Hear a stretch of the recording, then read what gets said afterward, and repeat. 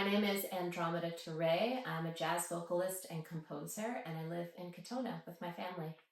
And I'm Harmony Dixon with Bedford 2030. What inspired you to rewild your yard and to reach out to Rooted Solutions to get a consultation? When we first moved here about 5 years ago, I really wanted to be a steward of the land, and I really wanted to create an environment where I was living with the earth, not just on the earth.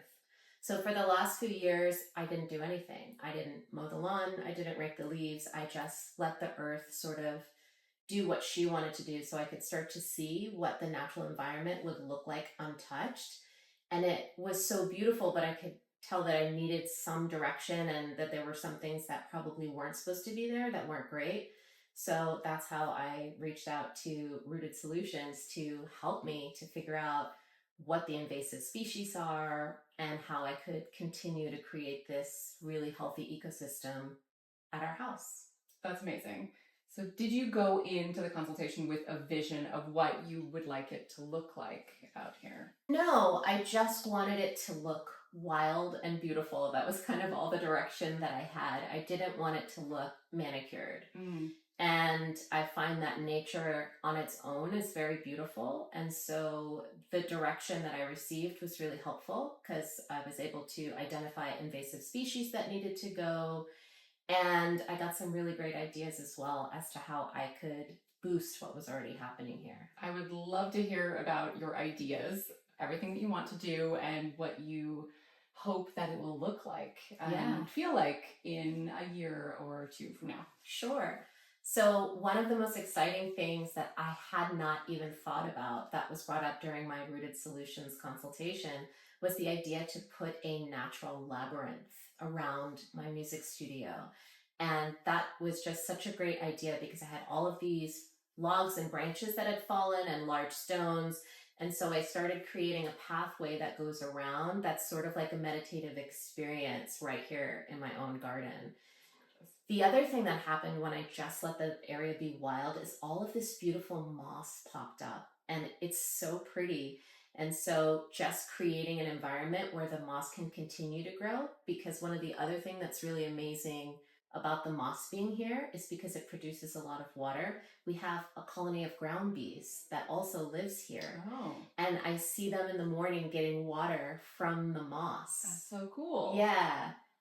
Yeah. And so now, since I'm like, well, I have the bees, I want to put flowers. Yes. And so that was one of the things that we talked about, and getting recommendations for what kind of flowers would be native to this environment that we could put in that the ground bees would enjoy. Are there any favorite flowers? Are there any specific recommendations that you're super excited about? I can't remember the names of the flowers, but there were some that were emailed to me that will bring butterflies. And I love butterflies. And so I'm really excited because that's one of the things that I don't see here. Okay. Is a lot of butterflies, and I would love to see more butterflies. Yeah, the butterflies and the bees, and we saw a snake outside. Yeah, we have snakes. There's a marmot that lives underneath my studio. We have tons of birds. We have bats. And lots of chipmunks and squirrels that run around, and there's a family of turkeys that lives in the area, and they like to migrate through. Sometimes I see them in the morning. I have a bowl of water that I keep down there for the animals, and I'll see the turkeys come by with their little turkey babies, and they'll have a sip of water and just keep going off into the woods because the woods is back that way. It's so sweet. Yeah. You have your own little forest wonderland here. Like Cinderella, I have all of the animals. Yeah, I'm just waiting for them to come clean my house and make me some clothes. That'd be great. I don't know if that will happen, but if you have some moss outside the door, you can wipe your feet on it. Yeah, there you go. How did you hear about Rooted Solutions? This is actually amazing. So I knew about Bedford 2030 for a long time and invited them to come when I did the world premiere of a piece of music that I wrote called From the Earth, which is a jazz suite about environmental activism. And they came and tabled at the concert. And one of the things that they were offering was Rooted Solutions. And I was like, oh my gosh, I didn't even know that this was a thing. And it's perfect timing because I'm trying to, reshape our property. And so that's how it ended up happening. That's so great. Yeah. And I can imagine it will inspire more music and future Yeah, totally. And projects. also with this project, that's a big part of the project is as I'm going on tour with it, every city that I go to, I'm looking up local organizations that are similar to Bedford 2030 in every community and inviting them to come and table and speak at my concerts so that audiences can hear about environmentally friendly solutions right in their own backyards. That is amazing. I have goosebumps. That is so Oh, cool. thank And so you. cool of you to do to just help other people learn about this.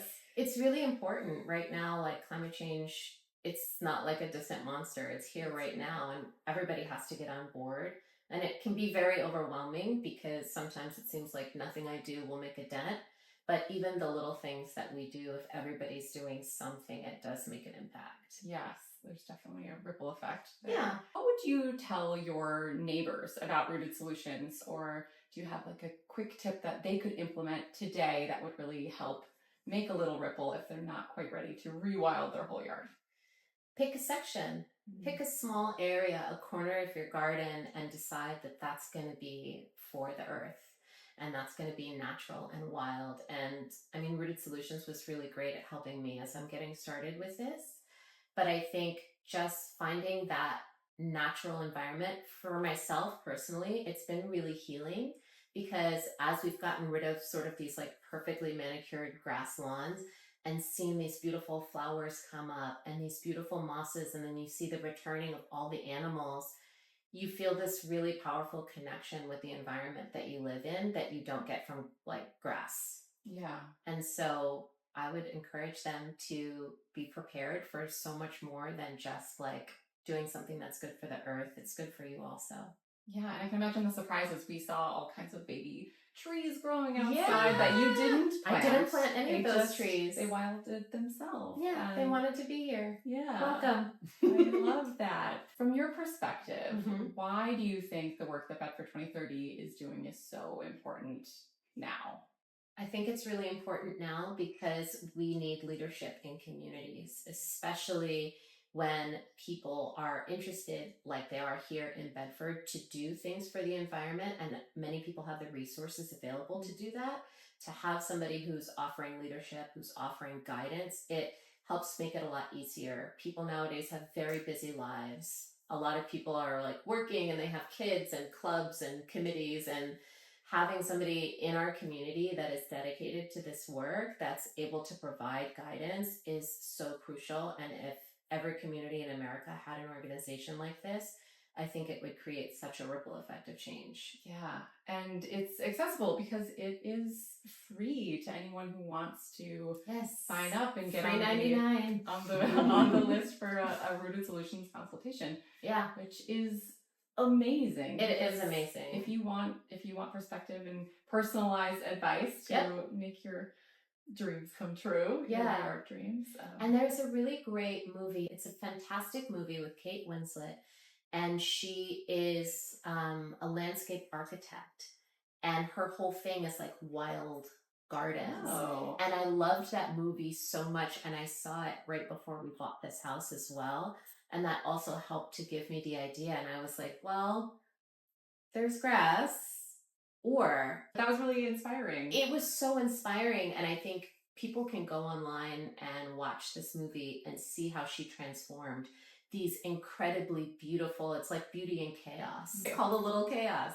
There's some really great examples of what wild gardens can look like in that movie as well. And also just on Pinterest. And you can start to, even if you're not ready to, pick a corner, a great place to start is just like start building a Pinterest board or a dream board that is what you would imagine your beautiful wild garden to look like.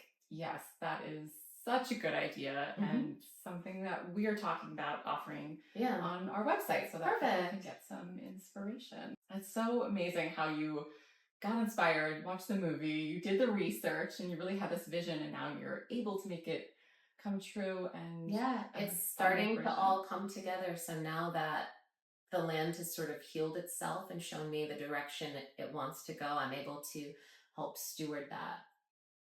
I love it. I'm really excited about your upcoming concert in Katona. Yeah, are you guys coming? I would love to. Yeah, that'd be great. Do you want to tell us a little bit about it?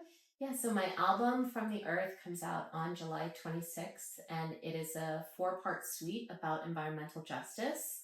And it takes the audience on a journey through earth, sky, sea, and ice, visiting 4 communities that are sort of standing at the intersection between climate change and the remnants of things like redlining and colonization, and how those things are damaging these communities. And so we're going to do a concert of the music, and it's really, I feel it's so important when you're dealing with subject matter like environmental justice to offer people hope and to not have, like, all of the music does not sound depressing. There's a lot of bright, happy songs also about community and about this beautiful connection that we have with the earth that we live in. And so I think also having Bedford 2030 be there, and so that people have resources that they can connect with locally, is really important. Well, that sounds brilliant. I'm so excited about the show. I think the theme is so cool, and I think it will be really inspiring and bring a lot of people together, and hopefully encourage them to take some action. To get some people to sign up for composting. Yes. So that's my main goal for like this particular concert here, because I know the town has been doing a great job with the emails trying to get the composting going. And so if I could get people to sign up for composting or buy the buckets, whatever, at the concert, I would really love that. That's so great. And composting with bucket is so easy. It's so easy. So easy. I love it. It was one of the easiest things I ever did for the earth. It was just, put your scraps in the bucket. And simple. Yeah. Well, thank you so much. You're welcome.